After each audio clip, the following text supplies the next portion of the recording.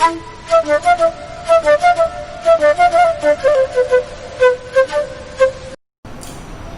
મિત્રો, આજે આપણે ધોરણ 7 ના ગણિત વિષયમાં પ્રકરણ 3 માહિતીનું નિયમન એકમનો અભ્યાસ કરીશું. તેના વિવિધ મુદ્દાઓની છણાવટ કરીશું. પણ એ પહેલા આપણે જાણીએ છીએ કે ધોરણ 6 માં વિવિધ માહિતીઓ એકત્ર કઈ રીતે કરવી એ આપણે જાણ્યા હતા, શીખ્યા હતા. હવે જુદા જુદા ઉદાહરણોની મદદથી આ માહિતીઓને આપણે કઈ રીતે એકઠી કરી શકીએ અને કઈ રીતે ગોઠવવી જોઈએ એનો આપણે સૌપ્રથમ અહીંયા અભ્યાસ કરીએ છીએ. એક ઉદાહરણ લઈએ છીએ. ધોરણ 6 માં આપણે ભણી ગયા છીએ કે વિવિધ માહિતીઓ માટેના વિવિધ સ્ત્રોતો હોય છે, જેમ કે વર્તમાનપત્રો, સામાયિક, ઇન્ટરનેટ, ટીવી, આ સિવાય ઘણા માધ્યમો છે જેનાથી આપણને વિવિધ પ્રકારની માહિતી મળે છે. પણ મળતી આ દરેક માહિતી આપણા માટે ઉપયોગી નથી હોતી. આ માહિતીઓને આપણે યોગ્ય રીતે મેળવીએ, એને ગોઠવીએ અને અર્થપૂર્ણ સમજ મળે એ રીતે એને સમજવી એ જરૂરી છે. આ બાબતનો આપણે અભ્યાસ કરી ચૂક્યા છીએ. આજે આપણે એક માહિતીને ઉદાહરણ સ્વરૂપે લઈને તેને કઈ રીતે ગોઠવવી એનો આપણે અભ્યાસ કરીશું. વિદ્યાર્થી મિત્રો, આપણી પાસે આ એક ઉદાહરણ છે. કોઈ એક વર્ગના એક મૂલ્યાંકનમાં મેળવેલ નીચે દર્શાવેલ ગુણને કોષ્ટકમાં આપણે દર્શાવવા છે અને એ માટેના જુદા જુદા અવલોકનો આપણને આપેલા છે. આ સાંખ્યિક અવલોકનો હોવાથી તેને આપણે કોષ્ટકમાં બતાવીએ. આ ગુણ હોવાથી આપણે એ પ્રમાણે કોષ્ટક વિતરણ કરીએ છીએ. આ માહિતીના આધારે આપણે આ કોષ્ટક તૈયાર કર્યું છે. હવે આપણે આ કોષ્ટકમાં એ દરેક કેટલી વાર અંક આવે છે એ આપણે આવૃત્તિ ચિહ્ન સ્વરૂપે દર્શાવીશું.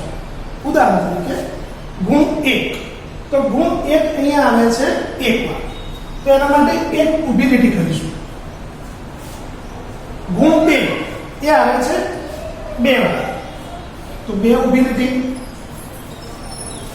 ગુણ 3 તો એ આવે છે 1 વાર, તો આપણે એક ઊભી લીટી કરીશું.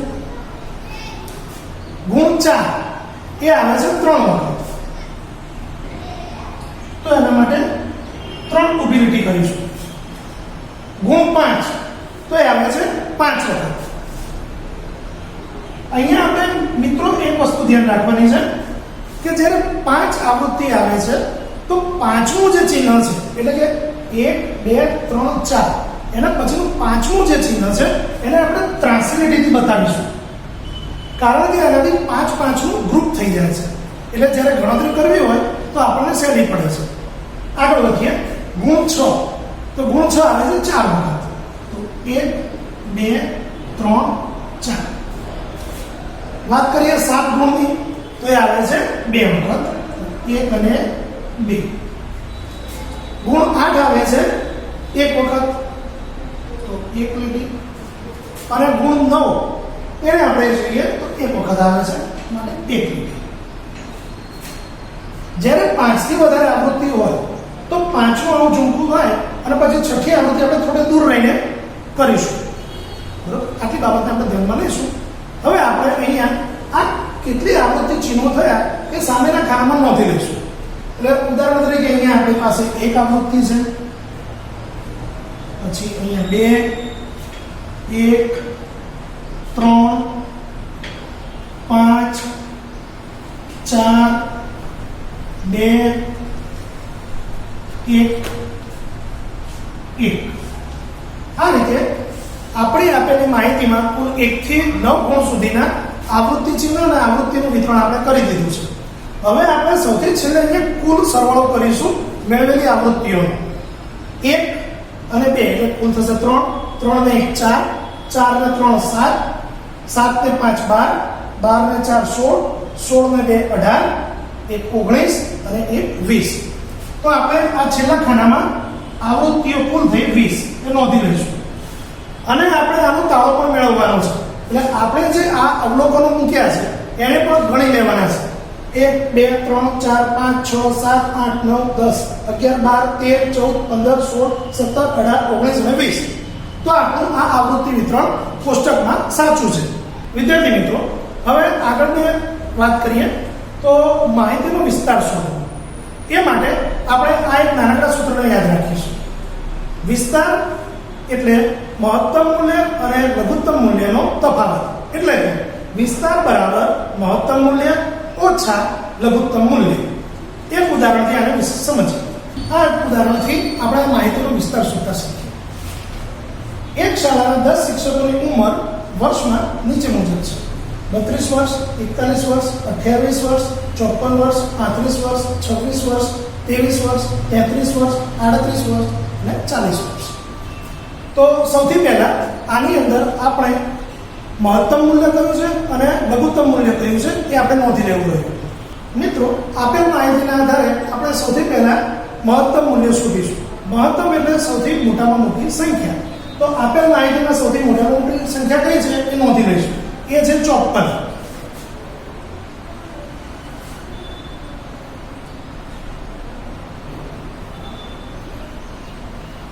હવે લઘુત્તમ મૂલ્ય શોધીશું. લઘુત્તમ એટલે સૌથી નાનામાં નાની સંખ્યા. તો આપેલ માહિતીમાં સૌથી નાની સંખ્યા કઈ છે? 23. તો 23 ને આપણે નોંધી લઈશું.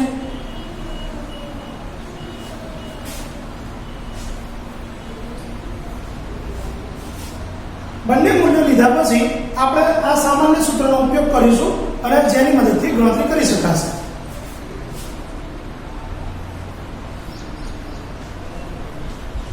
આપણું સૂત્ર છે વિસ્તાર બરાબર મહત્તમ મૂલ્ય ઓછા લઘુત્તમ મૂલ્ય.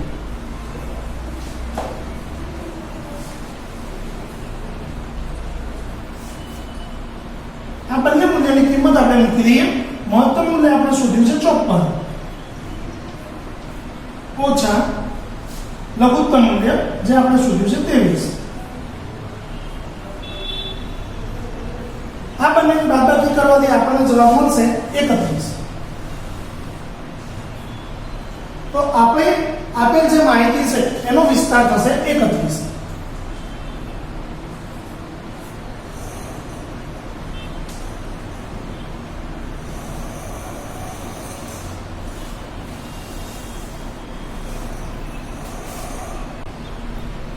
આ જ વસ્તુને એક ફરી ક્વિક રિવ્યુ લઈ લઈએ છીએ. આપેલ જે માહિતી છે એમાંથી આપણે સૌથી પહેલા મહત્તમ મૂલ્ય શોધવાનું છે. દરેક અંકોને જોઈ લેવા અને એમાંથી મહત્તમ મૂલ્ય આપણને મળ્યું છે 54. એ જ રીતે લઘુત્તમ મૂલ્ય શોધવાનું છે. દરેક અંકને ધ્યાનથી જોઈ લેવા અને એમાંથી લઘુત્તમ મૂલ્ય આપણને મળ્યું છે 23. નોંધી લો. પછી આ આપણે વિસ્તારનું સૂત્ર મૂકીશું. વિસ્તાર બરાબર મહત્તમ મૂલ્ય ઓછા લઘુત્તમ મૂલ્ય. મહત્તમ મૂલ્યની કિંમત હતી 54 ઓછા લઘુત્તમ મૂલ્યની કિંમત હતી 23. અને એ બંનેની બાદબાકી કરવાથી આપણને વિસ્તાર મળી ગયો 31. મિત્રો, હવે આપણે માહિતીના પ્રતિનિધિ મૂલ્યોની વાત કરીએ. પ્રતિનિધિ મૂલ્યો 3 પ્રકારના છે. સૌ પ્રથમ છે મધ્યક, જેના આપણા પુસ્તકમાં ઉલ્લેખ કરેલો છે અંકગણિતીય સરાસરી. બીજું છે મધ્યસ્થ અને ત્રીજું છે બહુલક. આ ત્રણેયનો આ પ્રકરણમાં આપણે અભ્યાસ કરવાના છે. પરંતુ આ એપિસોડ પૂરતા આપણે મધ્યક એટલે કે અંકગણિતીય સરાસરીનો અભ્યાસ કરીશું. સરાસરી શોધવા માટેનું સૂત્ર છે સરાસરી બરાબર અવલોકનોનો સરવાળો ભાગ્યા અવલોકનોની સંખ્યા. વાસ્તવમાં એને બીજી રીતે પણ બોલી શકાય છે. સરાસરી એટલે અવલોકનોનો સરવાળો તેમજ અવલોકનોની સંખ્યાનો ગુણોત્તર. આ એક ઉદાહરણથી આપણે સરાસરી શોધતા શીખીએ. પ્રશ્ન છે, એક શાળાના 10 શિક્ષકોની ઉંમર વર્ષમાં નીચે મુજબ છે. તેમની સરાસરી ઉંમર શોધો.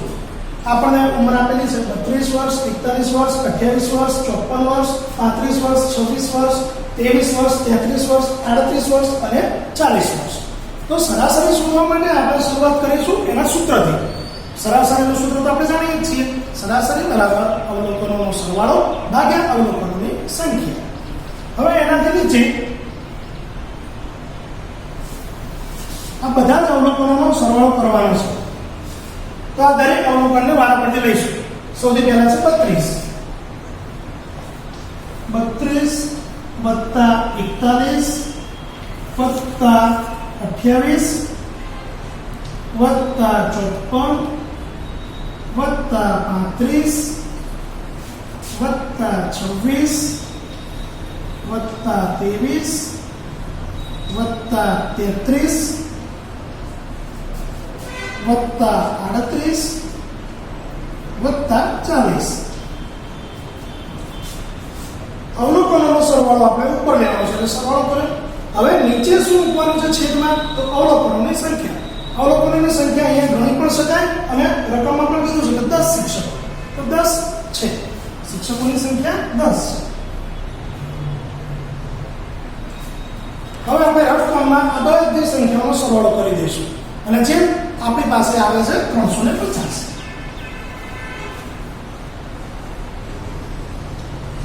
ઉપરનો સરવાળો થયો 350 છેદમાં 10. હવે આ છેદ કરતા આપણે સૌને આવડે છે પાછળનો 0 0 ઉડી જશે એટલે 35 ભાગ્યા 1 એટલે જવાબ વધે છે 35.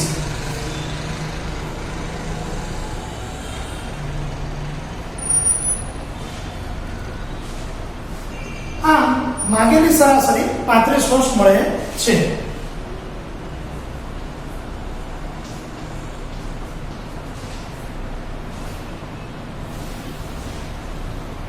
બોક્સ ભરીને જવાબને હાઇલાઇટ કરી દઈએ.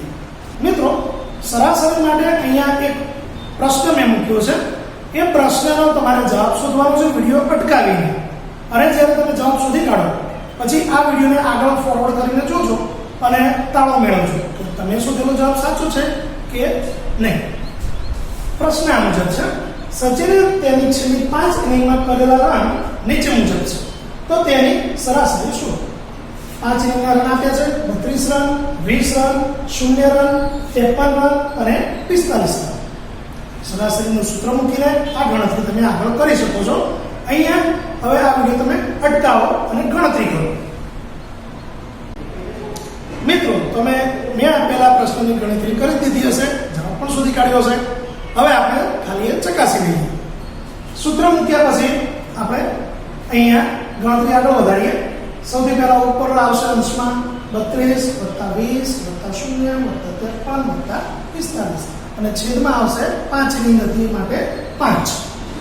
આ બધાનો સરવાળો 150 થયો, છેદમાં આવે છે 5. 150 ને 5 વડે ભાગતા આપણને જવાબ મળે છે 30. માટે આ દાખલામાં સચિને કરેલા સરાસરી રન 30 રન મળે. તો જેમનો જવાબ સાચો છે તે દરેક વિદ્યાર્થી મિત્રોને આપી. સરાસરી શોધતા શીખ્યા એના આધારે આપણે કેટલીક બાબતો તારવણી પણ કરી છે. જેમ કે પહેલી બાબત કે સરાસરી એ આપેલા બધા જ મૂલ્યોમાંથી જે મહત્તમ મૂલ્ય છે એના કરતાં ઓછી હોય છે.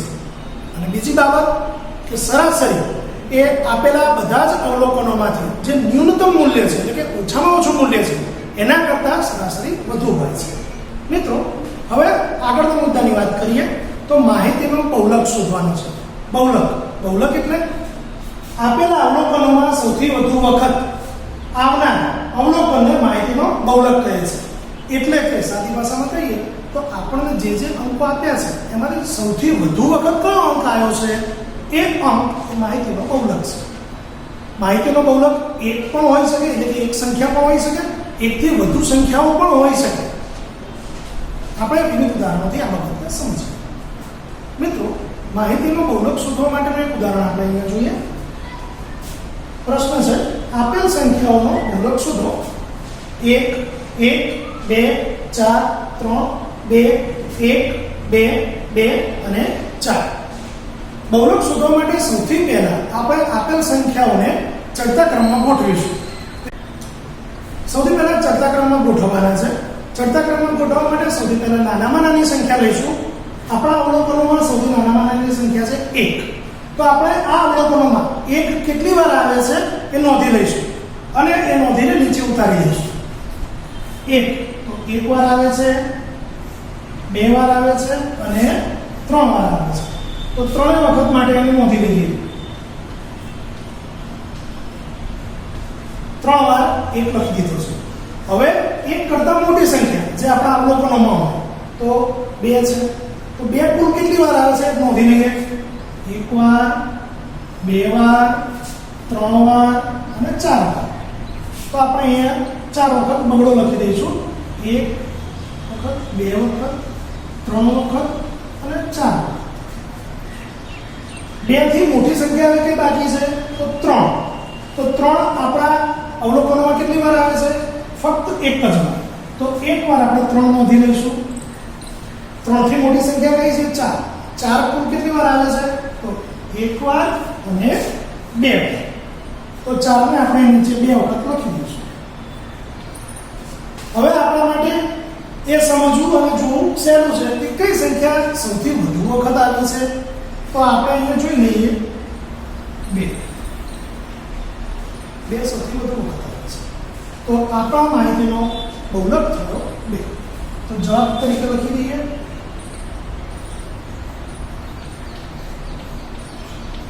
બહુલક બરાબર 2.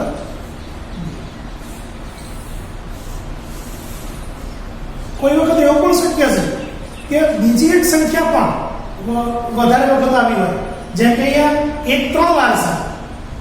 તો જો 1 વધી ગયો હોત અહીંયા 1 વાર, તો 1 4 વખત હોત, 2 પણ 4 વખત હોત, તો બંને બહુલક તરીકે ગણાત. તો આ એક સમજ ખાસ ધ્યાનમાં રાખો મિત્રો. માહિતીના બહુલકના પુનરાવર્તન માટે તમને વધારાનું ઉદાહરણ આપું છું. એ ઉદાહરણ તમે અહીંયા નોંધી લો અને પછી એને પોઝ કરીને આખું ઉદાહરણ તમારે ગણવાનું છે. અને વિડીયો પોઝ કરીને જ્યારે ગણી લો ત્યારે પછી વિડીયોને આગળ ચાલુ કરજો અને જોજો કે જવાબ તમારો સાચો છે કે નહીં. આપણી પાસે ઉદાહરણ છે. આપેલ સંખ્યાનો બહુલક શોધો 2 3 2 5 2 3 6 5 5 8 અને 4. આપ જાણો છો કે બહુલક શોધવા માટે સૌથી પહેલા આપણે સંખ્યાઓને ચડતા ક્રમમાં ગોઠવીશું.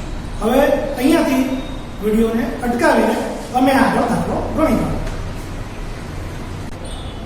હવે આપણે ગણેલા દાખલાને તમારા ગણેલા દાખલા સાથે સરખાવીએ. તો જવાબ આવે છે 2 અને 5. કારણ કે 2 એ 3 વખત પુનરાવર્તિત થયો છે અને 5 એ પણ 3 વખત પુનરાવર્તિત થયો છે. બાકીની સંખ્યા તેનાથી ઓછી વખત આવી છે. બંને 3 વખત હોવાને કારણે બંને સંખ્યા આપણો બહુલક કહેવાશે. આમ આપણને એકથી વધારે બહુલક પણ મળી શકે છે. મિત્રો, હવે આપણે માહિતીના પ્રતિનિધિ મૂલ્યમાં મધ્યસ્થની વાત કરીશું. મધ્યસ્થ એટલે આપેલા જે અવલોકનો છે એને ચડતા ક્રમમાં અથવા તો ઉતરતા ક્રમમાં એને ગોઠવવા પડે. જ્યારે અમને ચડતા કે ઉતરતા ક્રમમાં ગોઠવી દઈએ પછી એમાં વચ્ચોવચ્ચ આવેલું મૂલ્ય એટલે કે બંને બાજુના છેડાથી વચ્ચોવચ્ચ જે સંખ્યા આવેલી છે એ સંખ્યા એ આપણે મધ્યસ્થ કહેવાશે. તો આપણે ઉદાહરણથી હવે સમજીએ. આ ઉદાહરણને આપણે ધ્યાનમાં લઈએ અને મધ્યસ્થ શોધવાની ગણતરી કરીએ. નીચે આપેલ માહિતીનો મધ્યસ્થ શોધો. 13 14 12 16 19 12 14 13 અને 14. સૌથી પહેલા આપણે એને ચડતા ક્રમ અથવા તો ઉતરતા ક્રમમાં ગોઠવીશું, જે આપણે બહુલકમાં કર્યું. અહીંયા હું ચડતા ક્રમમાં ગોઠવીશ.